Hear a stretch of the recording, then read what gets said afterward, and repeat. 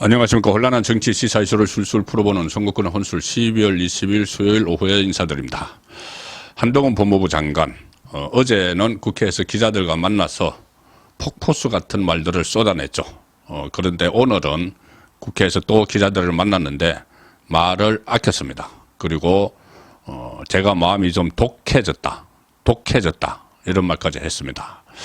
자, 무슨 일이 있었을까요? 아마 한동훈 장관이 지금 정치에 입문하는 과정인데 처음부터 뭔가 언론이 본인이 말하는 대로 의도하는 대로 언론이 받아들이지 않는구나, 이렇게 다르게 해석을 할 수도 있구나, 이런 것을 지금 처음부터 느끼기 시작하는 것 같습니다. 어제는 그 국회 법제사법위원회가 있었죠. 거기에 법무부 장관으로서 출석을 하면서 기자들과 만나서 작심 발언을 했습니다. 기자들이 질문을 다 끝났는데도 더 질문 없느냐, 이렇게 이야기를 하면서 본인의 어중에 있는 말들을, 마음속에 있는 말들을 전부 다 쏟아냈죠. 자, 그런데 오늘은 국회 예산결산위원회 전체 회의가 있었습니다. 여기에 출석을 하면서 기자들을 만났는데 들어갈 때는 가급적 말을 아꼈습니다. 기자들이 어제처럼 이 회의장 앞에 진을 치고 있다가 한동훈 장관이 오면은 또 말을 쏟아낼 걸로 예상을 하고 대기를 했는데 한동훈 장관이 그냥 기자들 앞을 지나치려고 했습니다. 그러니 기자들이 장관님 오늘은 말씀을 장관님 질문 좀 받으시죠, 이렇게 이야기를 했습니다. 그렇게 하니까 한동훈 장관이 질문을 거절을 하는 손짓을 했고, 기자들이 다가가서 오늘 말씀을 아끼는 이유가 뭐냐, 이렇게 물었습니다. 그러니까 오늘은 따로 얘기하지 않을 것이다, 제가 말을 너무 많이 하고 있지 않느냐, 이렇게 이야기했습니다. 이렇게 이야기했는데 그래도 기자들은 계속 묻죠. 뭐라고 물었냐면은 어제 발언한 것 중에 세상의 모든 길은 처음에는 길이 아니었다고 한 이야기, 그것이 이 비대위원장을 수락한다는 의미냐, 이렇게 물으니 거기에 대해서 답변하지 않았습니다. 그런데 다른 기자가 오늘 아침에 조선일보에서 김건희 여사 특검법을 총선 후에 실시한다는 조건으로 수용한다는 의미로 해석을 했다, 이렇게 물었습니다. 자, 바로 이 기사입니다. 아침에 제가 조간 딱 풀 시간에 소개해 드린 기사인데 조선일보 일면 톱 기사죠. 제목은 총선 후에 김건희 특검 급부상. 그러니까 김건희 특검에 대해서 윤석열 대통령이 거부권을 행사하기 전에 28일 날 민주당이 표결을 한다고 했는데 이걸 협상을 통해서 총선 후로 김건희 특검을 실시를 하는 걸로, 이렇게 한동훈 장관이 시사를 했다는 해석을 조선일보가 했습니다. 자, 총선 후 김건희 특검 급부상, 이렇게 일면 톱으로 쓰면서 어제 김건희 여사 특검법에 대해서 한동훈 법무부 장관이 법 앞에 예외는 없어야 한다, 이렇게 이야기를 했죠. 그러면서 다만 야당의 특검법은 총선 기간에 선동하기 좋게 만들어진 악법이다, 그런 점을 충분히 고려해서 국회 절차 내에서 고려돼야 한다. 그리고 왜 이게 악법인지 여러 가지 이야기를 했죠. 민주당, 정의당이 특별검사를 추천할 수 있는 그런 구조, 또 이 수사 상황 브리핑을 통해서 생중계하듯이 일종의 흠집을 낼 수 있는 그런 구조, 이런 것들을 다 설명을 했습니다. 그런데 저는 이것을 법 앞에 예외는 없지만은 이것이 악법이다, 여기에 방점을 두면은 윤석열 대통령이 거부권을 행사해야 된다. 그리고 국회 절차 내에서 고려돼야 한다, 이렇게 이야기가 했기 때문에 국회 절차에 대통령의 거부권도 포함이 됩니다. 그리고 거부권을 행사를 하면은 다시 그러니까 거부권 행사라는 게 재의결 요구입니다. 재의결 요구는 처음에 표결을 할 때는 과반수 이상이지만 재의결 요구는 3분의 2가 찬성을 하면은 통과가 되죠. 김건희 특검법이 통과가 되죠. 그 다음에 대통령이 거기에 대해서는 거부권 행사가 할 수가 없습니다. 국회법에 따라서. 그래서 국회 절차 내에서 고려돼야 한다. 이게 악법이라는 점을 충분히 고려해서 국회 절차 내에서 고려돼야 한다. 이렇게 보면은 거부권을 행사하고 국회 절차대로 따르면 된다. 이 이야기를 저는 받아들였는데 조선일보는 법 앞에 예외는 없어야 한다. 여기에 방점을 찍었습니다. 법 앞에 예외는 없어야 한다. 여기에 방점을 찍어서 그러면은 이건 악법도 법이라는 말대로 지켜야 되니까 특검법을 지켜야 되니까 다만 특법을 지켜야 되는데 총선용이라는 지적이 있기 때문에 그러면은 총선 후에 하자는 것이 이 한동훈 장관이 강조하는 것이다. 이렇게 이제 해석을 한 거죠. 자, 그러니까 민주당에서 그것은 말도 안 되는 소리다. 이런 말이 나왔습니다. 이 조선일보가 이렇게 해석을 하면서, 이 총선 후에 하는 방안, 총선 후에 특검을 실시하는 방안에 대해서 박성준 민주당 대변인에게 물어보니 박성준 대변인이 총선 후 특검은 말도 안 되는 소리다.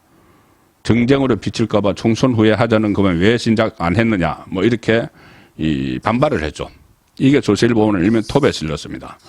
자, 여기에 대해서 기자가 오늘 물어본 겁니다. 물어본 건데 여기에 대해서 뭐라고 이야기를 하냐면은 조선일보 특검법 총선 후 조건부 수용 가능성 이 기사에 대해서 물어보니 한동훈 장관이 제가 어제 드린 말씀에서 특별히 해석의 여지가 있는 건 없어 보인다. 내 말을 그대로 해석을 할 수가 있다는 이야기죠. 제가 발언한 것은 다 같이 들었지 않느냐. 예, 기자들도 다 같이 들었지 않느냐. 똑같이 들은 걸로 언론이 해석을 한 것을 제가 뭐라고 하겠느냐. 이렇게 이야기하면서 다른 질문에도 답변을 하지 않았습니다. 그러면은 이것은 결국 조선일보 해석이 한동훈 장관 본인의 생각과 다르다는 이야기가 되는 것이죠. 다르다는 이야기. 아마 한동훈 장관이 이 거부권 행사에 방점을 두고 거부권을 행사해서 이것이 국회 절차에 따라서 다시 3분의 2 재의결 투표로 가는 3분의 2가 필요한 그 원칙을 이야기를 했는데 이 법 앞에 예외는 없어야 한다는 말도 그것을 강조하면서 했는데 조선일보는 법 앞에 예외는 없어야 한다에 방점을 찍어서 그리고 선거용 악법이다. 이렇게 되니 그러면 선거 후에 하는 방안을 제시를 한 것이다. 이렇게 해석을 한 겁니다.